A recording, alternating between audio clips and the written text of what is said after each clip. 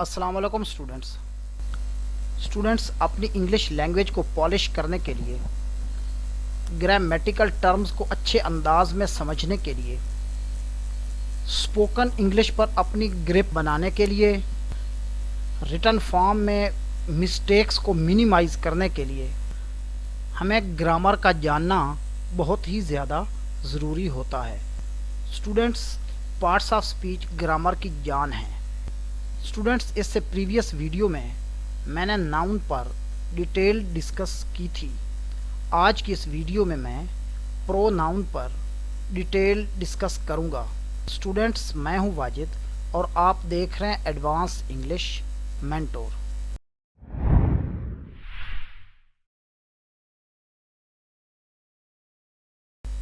Students, start करने से पहले अगर आपने मेरे चैनल को सब्सक्राइब नहीं किया तो चैनल को ज़रूर सब्सक्राइब कर लें और बेल आइकन को भी प्रेस मस्ट कीजिएगा। स्टूडेंट्स, अब हम स्टार्ट करते हैं। स्टूडेंट्स, प्रोनाउंस ऐसे वर्ड्स होते हैं जिनको हम नाउन्स की जगह पे यूज़ करते हैं। प्रोनाउंस 9 टाइप के होते हैं। ये मैंने उनके नेम्स राइट किए हैं। यहाँ पर वीडियो को पॉज करके इनके नेम पढ़ लीजिएगा और नेक्स्ट हम इन पे डिटेल डिस्कस करते हैं। Students, words used in place of noun is called pronoun. Students, जब हम किसी से बात करते हैं या अपने मुताल्लिक या दूसरों के मुताल्लिक या दूसरी चीज़ों के मुताल्लिक कोई बात करते हैं तो हम उस चीज़ के नेम को अगेन एंड अगेन यूज़ नहीं करते। अगर हम नेम को अगेन एंड अगेन यूज़ करेंगे तो बहुत ही बुरा लगेगा। हम दूसरे वर्ड्स यूज़ करते हैं जिससे उन नेम्स को जाहिर किया जाता है। मिसाल के तौर पर he, she, who, I, you, home, E T C. तो इस तरह के जो वर्ड्स हैं ये प्रोनाउंस होते हैं। अब हम इनकी टाइप्स पे डिस्कस करते हैं। इसकी पहली टाइप है पर्सनल प्रोनाउन। ये ऐसे वर्ड्स होते हैं जो कि किसी भी शख्स, चीज़ या जगह के नेम की जगह पर हम उनको इस्तेमाल करते हैं तो वो पर्सनल प्रोनाउंस होते हैं, जैसे he, she, I, we, you, they etcetera.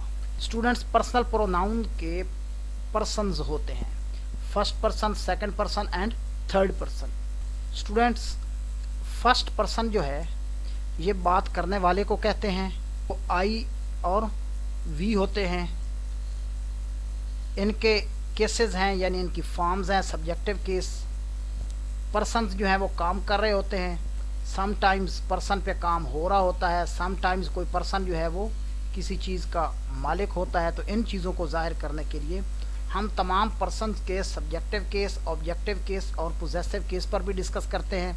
First person I we होता है, इसका सब्जेक्टिव केस भी आई वी, इसका ऑब्जेक्टिव केस मी और अस, और इनका पोजेसिव केस माई और माइन आई के लिए, और वी के लिए आर या आर्स होता है। सेकंड पर्सन जो है वो यू है, जिसके साथ हम बात करते हैं। उसकी सब्जेक्टिव फॉर्म भी यू, ऑब्जेक्टिव फॉर्म भी यू और पोजेसिव फॉर्म योर या योर्स होती है। जो थर्ड पर्सन है वो ही, शी, इट और दे होते हैं। ही की subjective form he, objective form him, possessive form his. She, her, her या hers. It, it, its. They, them, their या देयर्स। स्टूडेंट्स, इसकी जो दूसरी टाइप है वो है reciprocal pronoun. Reciprocal pronoun subject या ऑब्जेक्ट का जो इंटरएक्शन है, आपस में एक दूसरे के साथ ताल्लुक, एक दूसरे के साथ आपस में कोई काम करने का अंदाज, उसको जाहिर करता है। ये दो ही होते हैं, ईच अदर और one another. They help each other, we should help one another. तो इस तरह से हम इनको यूज़ करते हैं। थर्ड है इसकी टाइप रिलेटिव प्रोनाउन। जैसे इसके नाम से जाहिर है तो ये रिलेट करता है सब्जेक्ट को ऑब्जेक्ट के साथ। हु, यहाँ पर हु का मतलब है जो के, विच का मतलब है जो।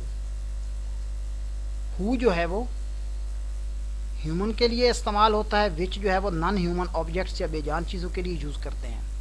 हुम, जिसको। दिस इज़ द मैन, ये वो शख्स है। Who met me in the बाजार, जो कि मुझे बाजार में मिला। तो यहाँ पर जो हु है एक शख्स को दूसरे शख्स के लिए ऑब्जेक्ट बना रहा है। अब ये वो बुक है जो मैं परचेज करना चाहता था। तो यहाँ पर जो विच है इसने एक चीज़ को दूसरी चीज़ के लिए ऑब्जेक्ट बना दिया। तो ये रिलेटिव प्रोनाउंस होते हैं। नेक्स्ट है इंट्रोगेटिव प्रोनाउंस। जैसा कि इनका नाम से जाहिर है ये क्वेश्चन पूछते हैं सब्जेक्ट या ऑब्जेक्ट के बारे में। ये भी वही होते हैं, हु, व्हाट, हुम।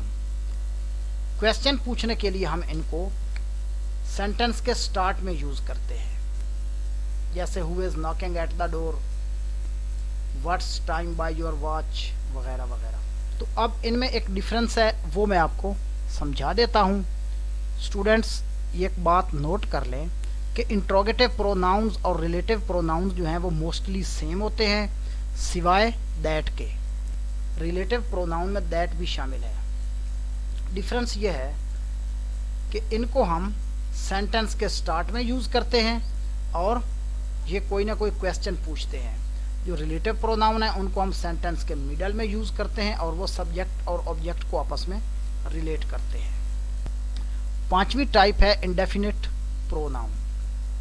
जैसा कि इसके नाम से जाहिर है ये सब्जेक्ट या ऑब्जेक्ट के बारे में कोई रिकॉग्निशन या तादाद नहीं बताता। जैसे no one, nobody, anyone, anybody, someone, somebody, some, no, any, etcetera. Nobody helped me in this case, anybody saved me, someone was running there. तो इस तरह के जो words हैं nobody, anybody, someone, something, तो इनको हम indefinite pronoun कहते हैं। इसकी 6th टाइप है possessive pronoun. Students possessive pronoun जो है तो पर्सनल प्रोनाउन की पोजेसिव फॉर्म,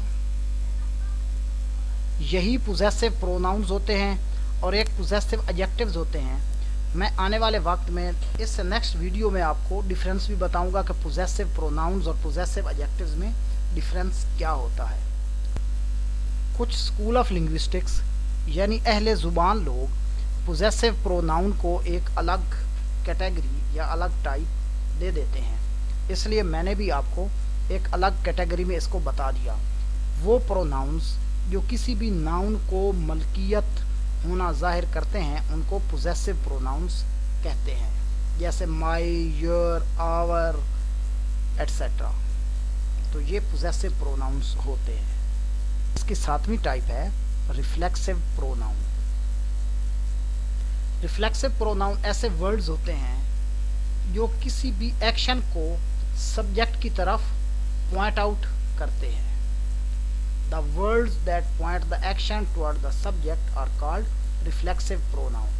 याद रखें स्टूडेंट्स, ऐसे वर्ड्स जिनके एंड पर सेल्फ या सेल्व्स आता है वो रिफ्लेक्सिव प्रोनाउंस ही होते हैं। एग्जाम्पल देखते हैं, वी डिड दिस वर्क, और ये जो है ना आवर सेल्व्स, आवर सेल्व्स ने इस वर्क को वी के साथ रिलेट कर दिया।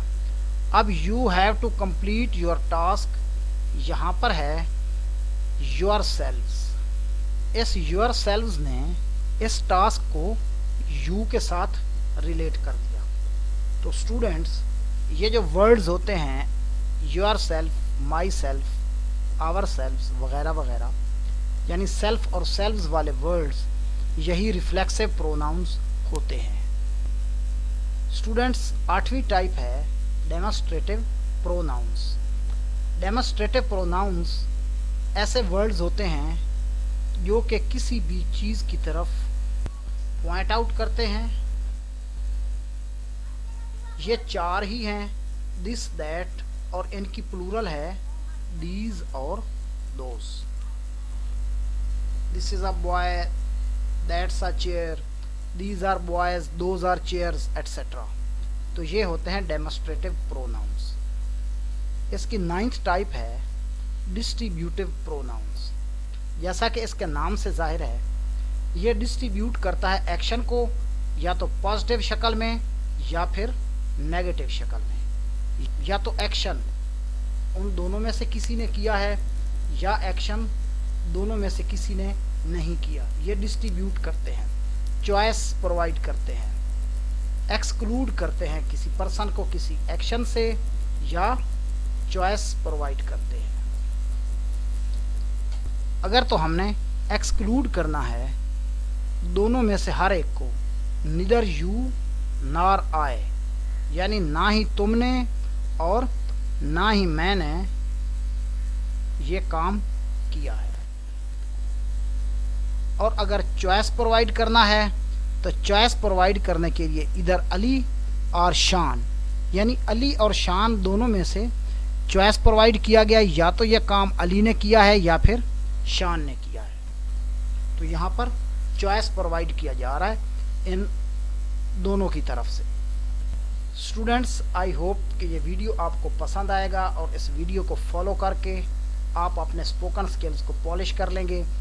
इस वीडियो को फॉलो करके आपको प्रोनाउंस की अच्छी तरह से समझ आ गई होगी। स्टूडेंट्स, अगर आप समझते हैं कि ये वीडियो आपके लिए फ़ायदेमंद है तो इसको अपने फ्रेंड्स के साथ शेयर करें।